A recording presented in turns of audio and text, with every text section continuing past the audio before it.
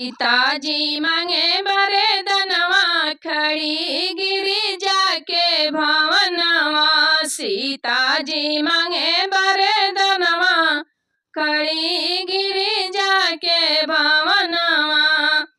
खड़ी गिरिजा के भवनवा।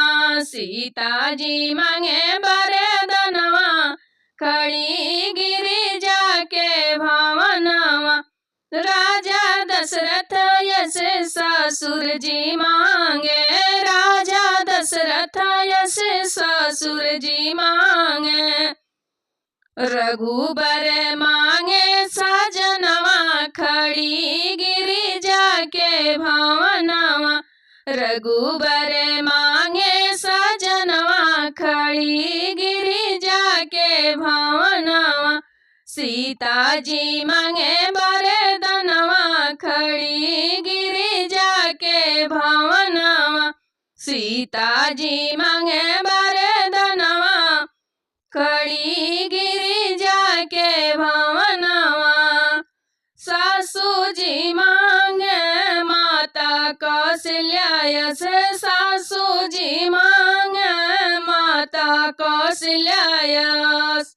मांगे लीलो कुशलालनवा खड़ी गिरिजा के भवनवा। मांगे लीलो कुशलालनवा खड़ी गिरिजा के भवनवा। सीताजी मांगे वरदानवा खड़ी गिरिजा के भवनवा। सीताजी मांगे वरदानवा खड़ी गिरिजा के भवनवा।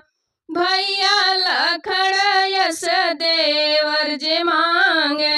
भैया लखन यश देवर जे मांगे। देवर जे मांगे देवर जे मांगे। माने सिया के कहनवा खड़ी गिरिजा के भवनवा। माने सिया के कहनवा खड़ी गिरिजा के भवनवा। सीताजी मांगे वरदानवा खड़ी गिरिजा के भवनवा।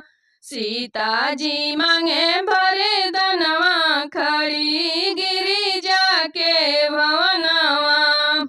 जब सीता निकली गिरिजा भवन से। जब सीता निकली गिरिजा भवन से। गिरिजा भवन से हो गिरिजा भवन से। मांगे अवध के रहनवा खड़ी गिरिजा के भवनवा। मांगे अवध के रहनवा खड़ी गिरिजा के भवनवा। सीताजी मांगे वरदानवा खड़ी गिरिजा के भवनवा। सीताजी मांगे वरदानवा खड़ी गिरिजा के भवन।